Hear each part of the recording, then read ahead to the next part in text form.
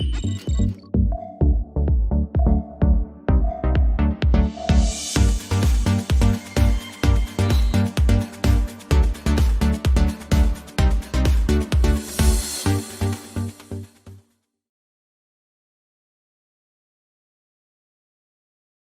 Number 4 solve करते हैं लोग। ये भी मैं भागा रिपीट कर रहा हूँ, ये भी वही है। आप वीडियो अगर आपने देख रखा है you can solve it yourself, मुझे जरा भी बताने की जरूरत नहीं। अगर आप उस थ्योरी को पढ़ लो, मैंने बताया है इसके बारे में, लेकिन ये है कि आपको थोड़ा सा पेशेंस के साथ वो वीडियो को देखना होगा। रीजन ये है कि बड़े डिटेल्ड वीडियोज हैं, मतलब कि कोई भी कंसेप्ट हमने छोड़ा नहीं उसमें। रीजन वही है कि आप राइट बताइए कि मैं मान के चलूँ कि आपको जी मेन्स एडवांस फिर मेडिकल हो गया या बोर्ड का, जो बोर्ड के लिए उतना ज़्यादा परेशान की जरूरत नहीं है। बोर्ड तो बहुत ईजीली है, अगर आप मेरे वीडियो को देखें तो बहुत ही कंफर्टेबली बहुत हाई स्कोर कर सकते हैं। लेकिन राइट बताइए मैंने फोकस किया उन तमाम लोगों को जो हमारे टारगेट ऑडियंस हैं, यानी बोर्ड के भी हैं, वो नीट के भी हैं और जी मेन और एडवांस के भी। अगर वो लोग देख लेंगे सीरियसली पेशेंस के साथ सारे वीडियोज़ को, और मैं बार बार बोलूँगी सारे चैप्टर के साथ मैं ये करूँगा, बहुत डिटेल वीडियो बनाऊँगा। और जब मैं थ्योरी डिस्कस कर रहा होता हूँ तो मैं सिर्फ थ्योरी डिस्कस नहीं करता, मैं उन थ्योरी के साथ साथ जो कंसेप्ट्स मैं वहाँ डिस्कस करता हूँ उसी से रिलेटेड वहाँ पे वहीं पर एकदम एग्जैक्टली उसी से रिलेटेड मैं कंसेप्ट, उसी कंसेप्ट पे बेस्ड एक दो प्रॉब्लम कर लेता हूँ।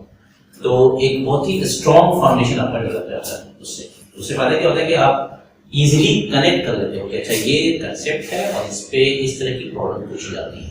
आपको चाहे लाख ट्विस्ट किया जाए जो भी हो, आप आसानी से उसको सॉल्व कर सकते हो। ठीक है, चलिए इसको सॉल्व करता हूँ। इस पे भी सर हमने क्वेश्चन अच्छा पसंद कर रखा है पहले उन वीडियो में।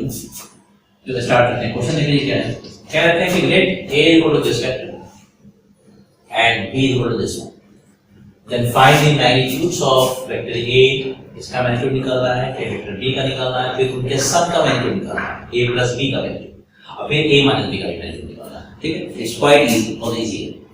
स्टार्ट करते हैं।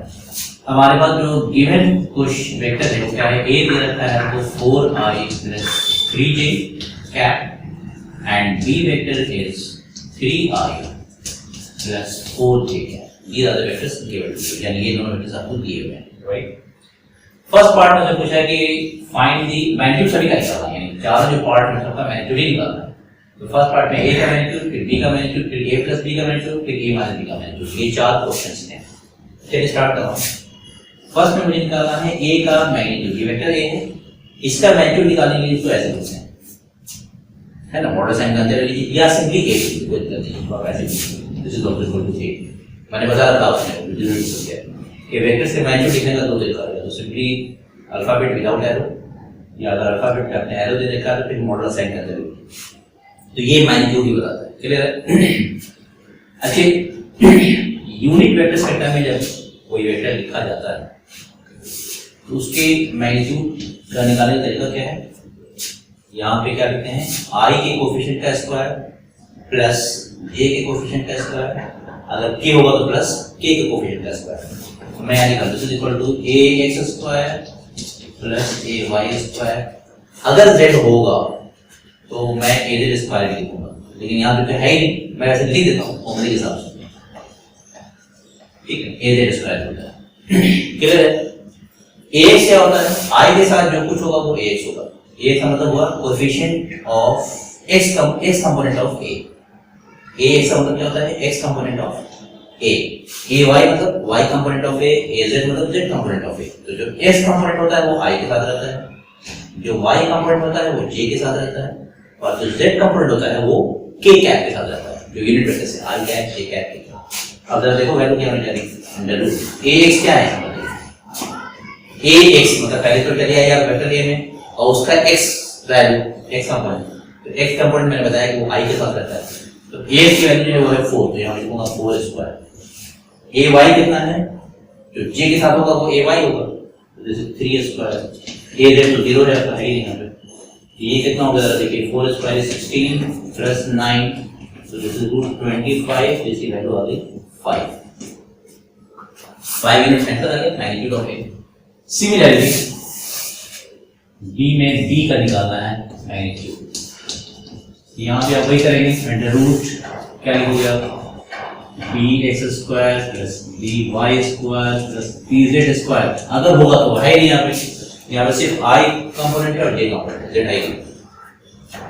So here you can write down, इसमें i bx कितना है 3, तो मैं लिखूंगा 3² by यानी जो j कैप के साथ होगा तो by j कैप के साथ जो 4 है, और याद रखिए ये साइन के साथ लिखते हैं, अगर ये -4 दिया तो फिर -4 का स्क्वायर लिखते हैं, हालांकि स्क्वायर पॉजिटिव होता है लेकिन आपको रिमाइंड करेंगे, कहीं नहीं होता है कि स्क्वायर की जरूरत ना पड़े, इसके नहीं जैसे डॉट प्रोडक्ट वगैरह वो पड़ेंगे।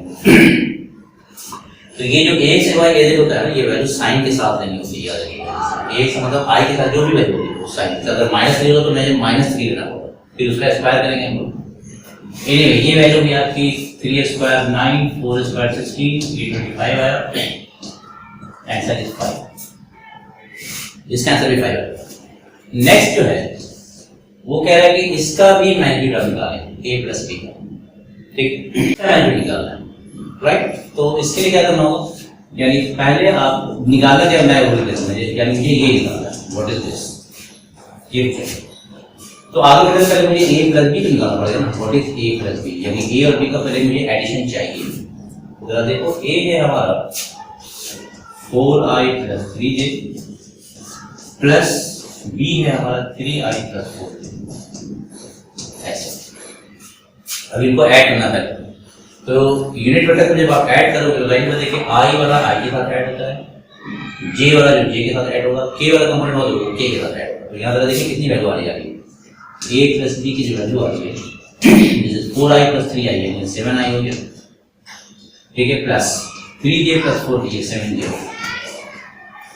ये फिर उसी टाइप का वेक्टर होगा जैसे a था b था j, अब मुझे अब इसका मुझे मैग्नीट्यूड चाहिए, तो इसको अगर आप चाहो तो एक नया नाम दे सकते हो, यानी इसको चाहो तो आप c मान लो, कोई प्रॉब्लम नहीं है। तो मुझे mod a प्लस b निकालना है, दैट मींस मुझे mod c निकालना चाहिए, इसी को मैंने c माना है, हालांकि इसको जरूरत नहीं है। तो अल्टीमेटली c वेक्टर अगर इसको मान रहे हो तो उसका मैग्नीट्यूड क्या होगा, ये हो जाएगा cx², जैसे यहाँ b का मैग्नीट्यूड मैंने निकाला था, इसको हमने c मान लिया तो cx² plus cy² plus cz², जैसे हमने b का निकाला था, b का मैग्नीट्यूड क्या था bx² plus dy² plus cz², हमने इस वेक्टर को c मान लिया और उसी का मैग्नीट्यूड मुझे चाहिए, चलिए अब c क्या है, बेसिकली a प्लस b के बराबर, तो ये हो जाएगा cx² plus cy² plus cz², ठीक है। अल्टीमेटली वैल्यू कितनी आ रही है, cx क्या है, i के साथ जो होगा वो cx होगा, जो 7² है, cy भी 7² और ये तो 0 ही है, ठीक है।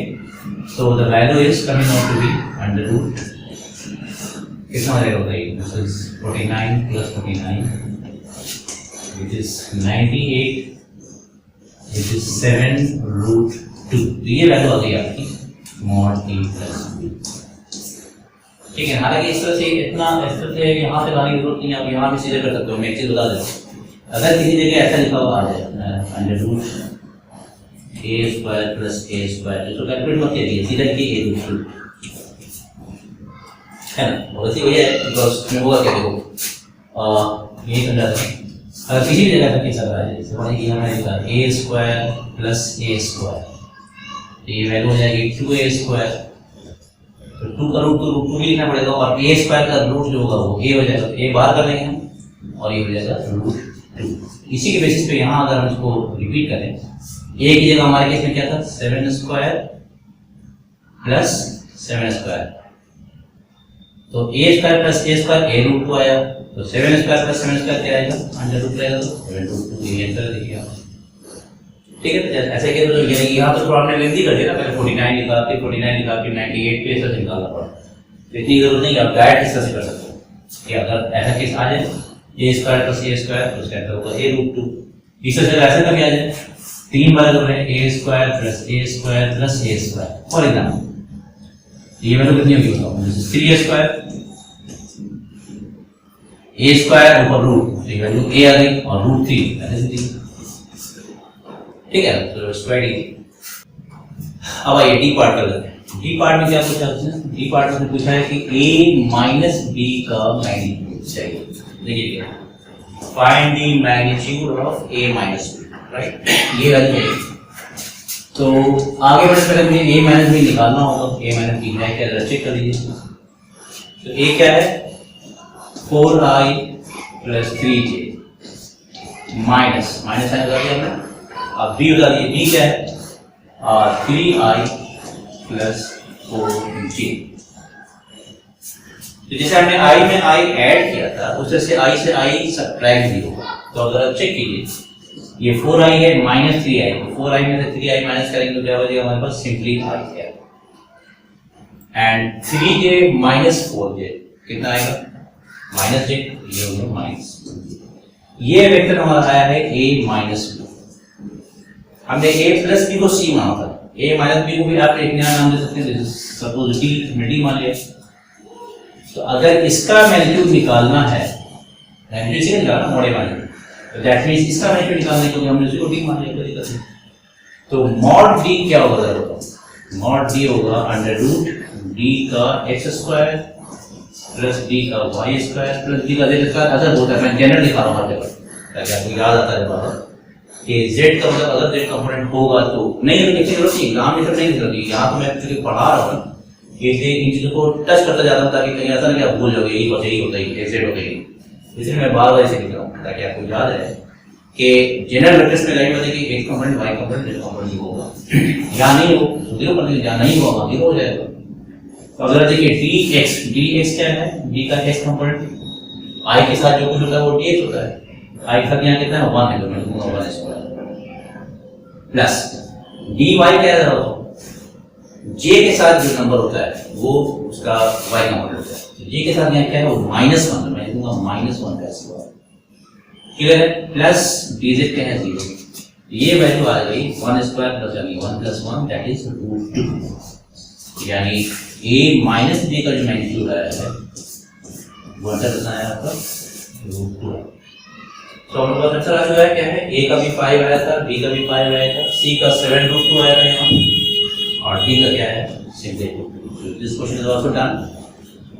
इसके बाद क्वेश्चन नंबर 5 करने जा रहे हैं। आप देख रहे होंगे अगर आपने दिन भर वीडियो देखी है मेरी थ्योरी की, यानी वेक्टर्स की, मैं थ्योरी से नहीं बोलता हूं, वेक्टर्स चैप्टर होल चैप्टर, तो उसके उनको बड़ी आसानी हो रही है। मैं यकीन है कि जिन लोगों ने मेरे सारे वीडियोस को देखा है फ्रॉम स्टार्ट टू एंड, लेकिन इसकी वजह उन्होंने नहीं किया तो मुझे यकीन है कि ये सारे पढ़ों को वो खुद ही कर रहे होंगे, मेरे पर्सनल को देखने की जरूरत नहीं पड़ेगी। हाँ, जिन्होंने नहीं देखा है वो इससे पहले बता रहे हैं, फिर भी आप सीख रहे होगे कि मैं किस तरह से इसमें आपको सॉल्व करा रहा हूँ, ठीक है। लेकिन मेरा एडवाइस बार बार होगा यही कि जिन्होंने नहीं देखा है जरूर देख लीजिए। हाँ, जिन लोगों को कॉन्फिडेंस इनका चैप्टर पढ़ा हुआ है, जिन्होंने वेक्टर्स नहीं पढ़ रखा है, तो उनके लिए ये सॉल्यूशन बहुत ज़्यादा हेल्पफुल देखना चाहिए। तो इससे बहुत कुछ सीखेंगे आप एक स्टैंडर्ड बुक के क्वेश्चन को लगा रहे हैं। एससी और एक ऐसी बुक है कि वो मेरे ख्याल से इंडिया के सारे कोचिंग में फॉलो किया जाता है, चाहे कोटा हो, दिल्ली हो, पटना हो, चाहे जहाँ पे हर कोचिंग में इसके फॉलो रहते हैं, बल्कि हर कोचिंग के पैकेजेस में इसके फॉलो आपको मिल जाए। तो जिस बंदे ने इसको लगा रखा है बड़े कंसेप्चुअल प्रॉब्लम है, उसकी बेस स्ट्रांग होनी होगी अगर आपने सिस्टमैटिकली और सही से समझ के लगा लिया तो, राइट। जब भी मैं जाता हूँ मैं बताता हूँ, मैं जाने से पहले आपसे रिक्वेस्ट करता हूँ कि please subscribe my channel, like and share my videos with your friends, and please make comments. Thank you very much.